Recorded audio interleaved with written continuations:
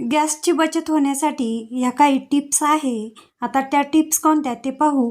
आता तुमच्याकडं कोणत्या टिप्स आहे त्याही कमेंट बॉक्समध्ये मला नक्की सांगा. आता सगळ्यात आधी ज्यावेळेस आता भाजीपोळी बनवायची असती त्यावेळेस सगळ्यात आधी या सगळ्या भाज्या कापून ठेवलेल्या आहे. भाजीसाठी काही जे तिखट मीठ काही लागत असतं, जे काही आता कोणती भाजी बनवायची त्यानुसार त्या भाजीसाठी मसाला वाटून ठेवलेला आहे. आणि आता या ठिकाणी मी भेंडी कापून घेतली, लसूण मिरच्या मला जेवढं लागतं तेही ठेवलं आणि मसाल्याचा डब्बाही जवळ ठेवला, तेलही जवळ ठेवलं. त्यानंतर कणिक मळून ठेवली, म्हणजे कणिकही भिजल्या जाती आणि आपली भाजी तेवढ्या वेळेत शिजून होती. आता इकडं मी कढई तापायला ठेवली, तर आता भेंडीची भाजी बनवून घेतलेली आहे. म्हणजे स्वयंपाक बनवण्याच्या आधी कोणती भाजी बनवायची त्यासाठी सगळं भाजीसाठी जो मसाला किंवा मसाल्याचा डबा, तेलाचा डबा तो आहे, तो असा जवळ ठेवलेला आहे किंवा जे लागतं. आणि मग गॅस चालू केलेला आहे. आणि भाजी शिजवत असताना आता भाजी शिजवताना कोणतं भांडं घेतो, म्हणजे असं भांडं घ्यायचं आहे की ज्याने खाली भांडं जळालंही जायचं नाही आणि पटकन शिजलं जाईल. आता मी भेंडीची भाजी केली, ती वाफ दिलेली आहे आणि वाफेने पटकन म्हणजे झाकण ठेवून पटकन अशी भाजी शिजल्या जाते. या ठिकाणी अशा पद्धतीने भाजी किंवा चपात्या केल्या की या ठिकाणी जवळजवळ 30% गॅसची बचत होती. आता कणिकही भिजलेलं आहे आणि आता कणिक पोळ्या बनवण्याच्या आधी सगळे असे जेवढ्या लहान मोठ्या साईजच्या पोळ्या बनवतो त्यानुसार मी तेल आणि पीठ या पद्धतीने आपण कणकेला लावून घेतो. त्याच पद्धतीने आपल्या आवडीनुसार किती मोठी पोळी बनवतो त्यानुसार किती चपात्या बनवायच्या त्याच्या उंडेही अशा पद्धतीने बनवून ठेवलं की एकदा गॅस चालू केला किंवा तवा तापला की आपल्या चपात्या बनवण्यासाठी जास्त मोठाही नाही आणि जास्त कमीही नाही गॅस असा ठेवायचा असतो. आणि मग जास्त वेळेस कमी जास्त केलं की यामध्ये गॅस व्हायला जातो आणि चपात्याही चांगल्या येत नाही. मग अशा पद्धतीने कणकेच्या या पद्धतीने मी सगळे गोळे बनवून ठेवलेले आहे. जेवढ्या मापाच्या आपल्याला पोळ्या बनवायच्या त्या साईजनुसार सगळे गोळे बनवून ठेवलेले आहे. म्हणजे यामध्येही म्हणजे अशा पद्धतीने आपण स्वयंपाक बनवण्याच्या आधी सगळं स्वयंपाकाचं म्हणजेच कणिक मळून ठेवली किंवा भाजींना जे काही लागतं ते भाज्या कापून ठेवला, मसाला सगळं मसाल्याचा डबा जवळ ठेवलं की यामध्येही खूप अशी गॅसची बचत होती. आता पोळ्या झाला की तवा तापलेलाच असतो, त्यावर लगेचच मी शेंगदाणे भाजायला टाकले.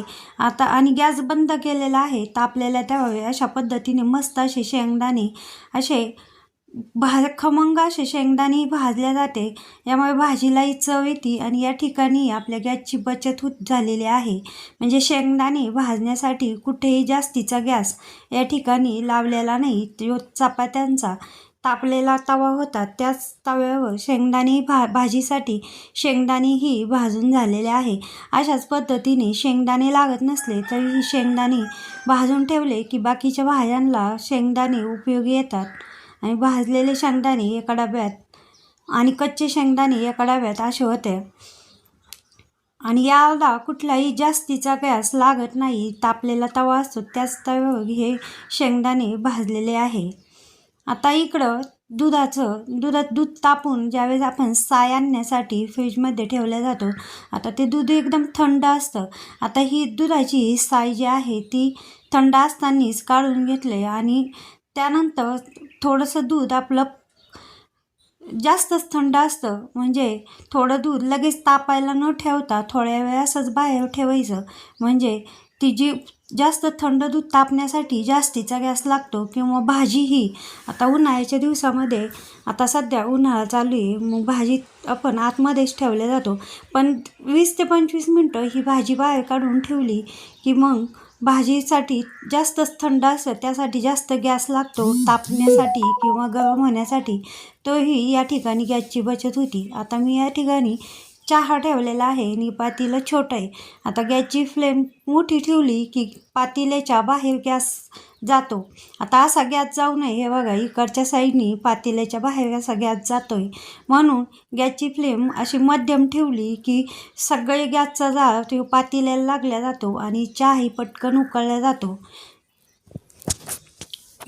मग अशा पद्धतीने ही गॅस वाया न जाता आपली सगळी उष्णता पातेल्याच्या बुडाला लागते आणि चहा पटकन असा उकळला जातो आणि पातेलंही या ठिकाणी जळत नाही. आणि या पद्धतीने अशाही पद्धतीने आपण गॅसची छोट्या छोट्या क्षुल्लक गोष्टीतूनही आपण एवढी गॅसची बचत होऊ शकते. आता अजून काही टिप्स आपण पाहू. आता कडधान्य जे असतात त्या भिजण्यासाठी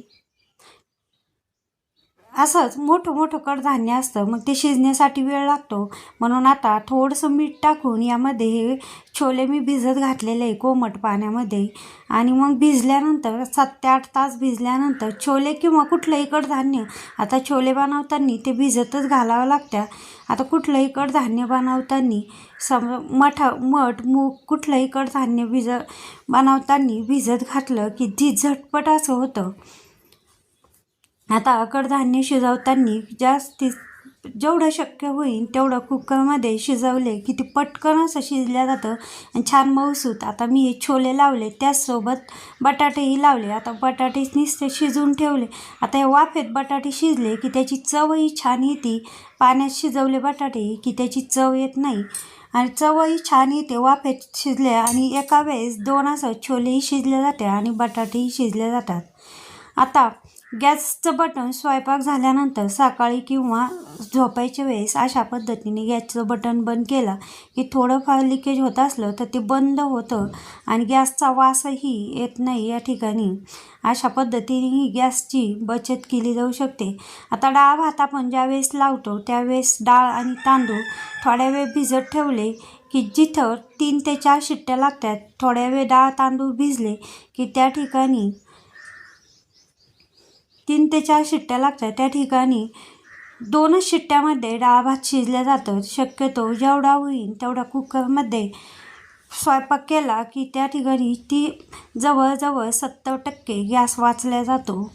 आता या ठिकाणी मी अंडे उकडायला टाकत आहे आणि भांडं घेताना जास्त मोठं न घेता असे छोटे घेतलं आणि पाणी कमी टाकलं की पाणी आटण्यासाठी किंवा तापण्यासाठी जो वेळ लागतो कमी होतो. आणि गॅसची लो टू मिडियम म्हणजे कमी जास्त लहानही नाही आणि असं मोठेही नाही अशी फ्लेम ठेवली की त्याही ठिकाणी गॅसची बचत होती.